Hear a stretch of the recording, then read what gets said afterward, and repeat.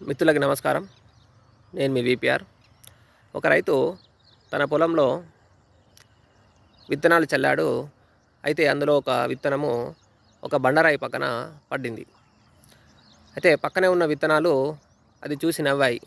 ఈ విత్తనంకు మట్టి తక్కువనే ఉంది, నీరు తక్కువనే ఉంది, అలాగే సూర్యరశ్మి కూడా తక్కువనే వస్తుంది, ఇది ఖచ్చితంగా మొలవదు అని చెప్పేసి అనుకుంటాయి. అప్పుడు ఆ విత్తనము ఇలా అనుకుంటుంది, నాకు పరిస్థితులు తక్కువగా ఉండవచ్చు, కానీ నా ప్రయత్నం మాత్రం తక్కువ కాదు అని చెప్పేసి అనుకుంటుంది. అలా కొన్ని రోజులు గడిచాయి. ఒక మొలకగా మారింది. దాని తర్వాత ఆ బండరాయి సందులో ఉన్నటువంటి పగుల్లో ఉన్నటువంటి నీరు తీసుకుంది. అలాగే సూర్యకాంతిని ఎక్కడ పడితే అక్కడ సూర్యకాంతిని తీసుకుని ఆ యొక్క బలమైన ఆ మొలక కాస్త బలమైనటువంటి మొక్కగా మారింది. అప్పుడు రైతు కూడా ఆశ్చర్యపోయాడు.